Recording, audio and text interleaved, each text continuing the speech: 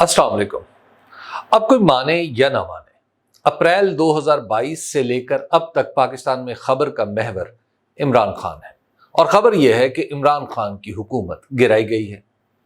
इसके बाद का हर दिन इमरान खान की कामयाबी या नाकामी की ज़ैली सुर्खी है। इमरान खान जेल जाएंगे, इमरान खान जेल नहीं जाएंगे, इमरान खान ने जेल में दाढ़ी रख ली है या नहीं, इमरान खान वर्जिश करते हैं या नहीं, इमरान खान से किसी की मुलाकात हुई है या नहीं, इमरान खान पाकिस्तान छोड़ जाएंगे या नहीं, वगैरह वगैरह। आप किसी मजलिस में चले जाएं तो सवाल इमरान खान, कहीं सवाल पूछने वाले आप हों तो जवाब में इमरान खान या उनका अच्छा बुरा जिक्र। हद यह है कि बाज़ लोगों का मुबलग तारुफ ही यह है कि उन्होंने 9 मई के बाद तहरीक इंसाफ छोड़ी है। सहाफ़ी एक दूसरे से मिलें तो ज़रूर पूछते हैं कि क्या खबरें हैं। इस सवाल के जवाब में मुखातिब सहाफ़ी अपनी दानिस्त में कोई खबर देना एक अखलाकी सी जिम्मेदारी समझता है। अगले रोज़ मुझे बैरून मुल्क काम करने वाले एक पाकिस्तानी सहाफ़ी ने पूछा, क्या खबरें हैं? मैंने कहा, खबर अप्रैल 2022 वाली है। हम पाकिस्तान में रोज़ाना इससे अगली खबर ढूंढते हैं मगर मिलती नहीं। बस अंदाजे हैं, बल्कि अंदाजे भी क्या हैं, टामक टोइयां हैं जो हम भी मार रहे हैं और हमारे बड़े भी।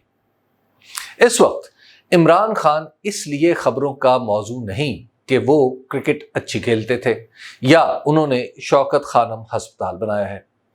उसकी वजह सियासत है जिसने उन्हें सबसे अलग कर रखा है।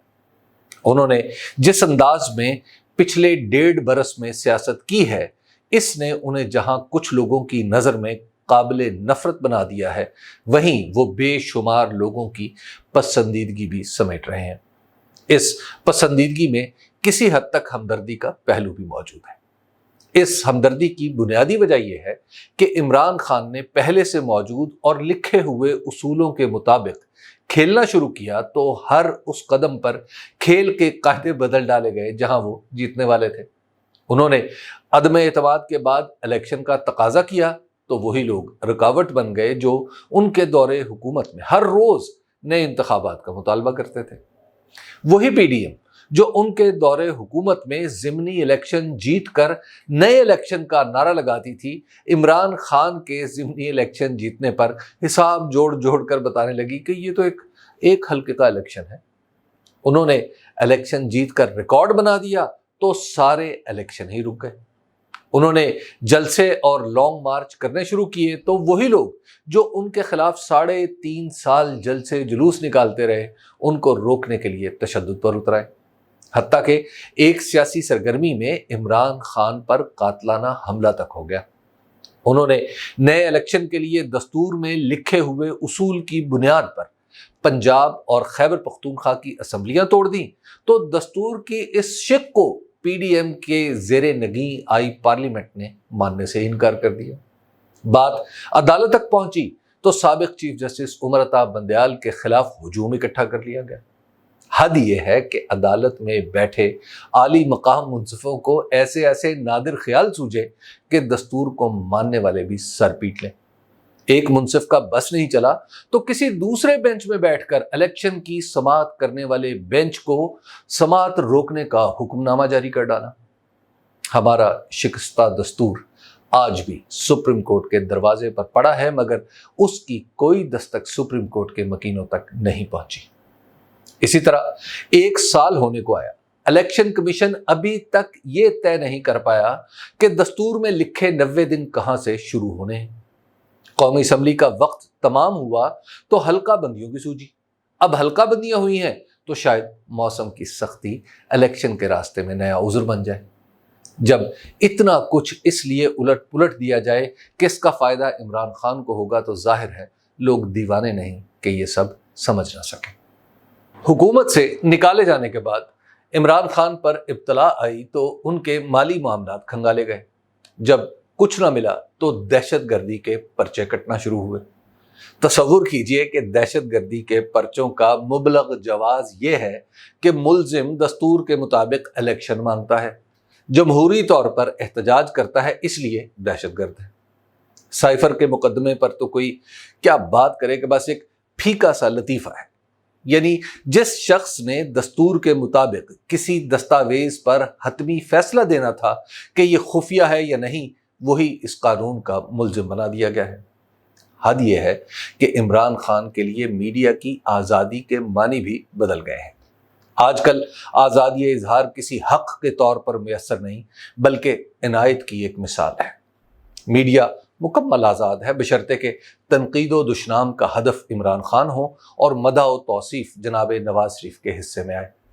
تحریک انصاف والے غدار قرار دیے جائیں اور مسلم لیگ نون سے تعلق رکھنے والوں کی حب الوطنی کے نغمے نشر ہوں۔ ایک بسمل کی طرح تڑپے تو اس کے گناہوں کی فہرست سنائی جائے، دوسرے کے خیال پر بھی خراش آئے تو نوحہ غم بڑھا جائے۔ پاک سرزمین کا نظام جس انداز میں عمران خان کو غلط ثابت کرنے کے لیے اپنی حدیں روزانہ بدل دیتا ہے، اس میں ہم جیسوں کے لیے کچھ باعث شکر بھی ہے۔ اب یہ مقام شکر نہیں ہے تو کیا ہے کہ عمران خان نے کبھی رات کو رات یا دن کو دن نہیں کہا، ورنہ پی ڈی ایم کے نرغے میں آئی پارلیمنٹ قانون بنا ڈالتی کہ سیاہ رات کو اگر کسی نے چمکتا ہوا دن ماننے سے انکار کر دیا تو حوالہ پولیس کر دیا جائے گا۔ اور پنجاب پولیس پنجاب کے لوگوں سے تو ظلمت کو ضیاء منوا کر ہی دم لیتی۔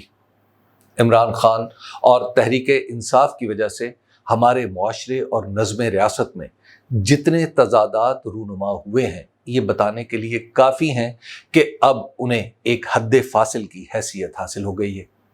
سیاست کی زبان میں اسے یوں بیان کر لیجئے کہ سیاست کی اصل قوت تحریک انصاف ہے اور دیگر تمام اس کے زیادہ یا کم مخالف۔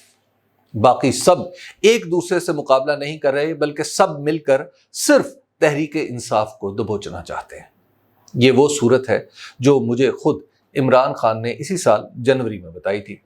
انہوں نے زمان پاک کے گھر کے باغیچے میں بیٹھ کر بائیں ہاتھ کی انگلیوں پر گن گن کر بتایا تھا کہ پہلے مجھے گرفتار کیا جائے گا، پی ٹی آئی کے کچھ لوگ ہمیں چھوڑ جائیں گے، پھر میری نااہلی کا معاملہ آئے گا، نواز شریف کی اہلیت بحال ہوگی اور وہ پاکستان واپس آئیں گے۔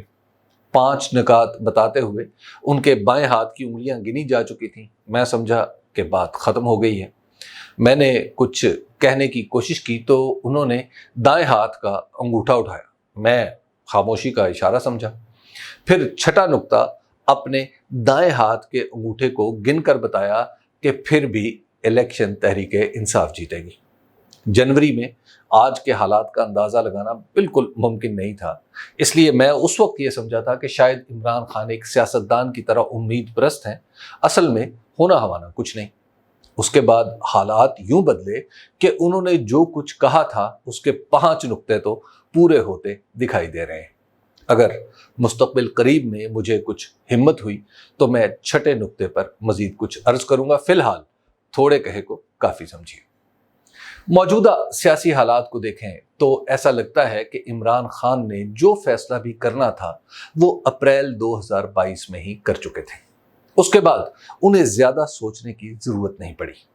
ان کے مخالفین کی سیاست صرف رد عمل کی سیاست رہ گئی ہے، یعنی جو عمران خان نے کرنا ہے بس اس کی مخالفت کرنی ہے۔ رد عمل کی سیاست دراصل آنکھوں پر پٹی باندھ کر کسی دوسرے کے کندھے پر ہاتھ رکھ کر چلنے جیسا ہے، یعنی رہبر کی مرضی کے تابع قدم اٹھے، وہ جدھر لے جانا چاہے لے جائے، اگر اس کے مزاج میں آئے تو آنکھ مچولی کھیلنے لگے۔ چونکہ عمران خان کے ذہن میں اپنا راستہ واضح ہے، اس لیے ایسا لگتا ہے کہ واقعات پر ان کا کسی حد تک قابو بھی ہے۔ اس کا اندازہ یوں لگائیے کہ مسلم لیگ نون 1.5 سال کی حکومت میں رہ کر بھی نواز شریف کی واپسی کے بارے میں یقین سے کچھ نہیں کہہ پائی، مگر عمران خان 10 مہینے پہلے ہی ان کی آمد کی شرائط بتا رہے تھے۔ میں اب سوچتا ہوں کہ یہ عمران خان کی اطلاعات تھیں یا محض تجزیے کے نتائج، جو بھی تھا حیران کن ہے۔ انہیں معلوم تھا کہ نظام اپنے اندر اتنے تضادات پیدا کر لے گا کہ اسے ایک کے بعد دوسری غلطی کرنا پڑے گی، سو وہی کچھ ہو رہا ہے۔ یہ کوئی نہیں سمجھ رہا کہ نظام کے اتنے بڑے بڑے تضادات نے صرف اور صرف عمران خان کو قوت بخشی ہے، باقی سب کو نڈھال کر ڈالا ہے۔ وہ قید خانے میں ہو کر بھی فریق ہیں اور ان کے مخالف اپنی آزادی کے ہاتھوں ہی یرغمال بن کر رہ گئے ہیں۔ شکریہ۔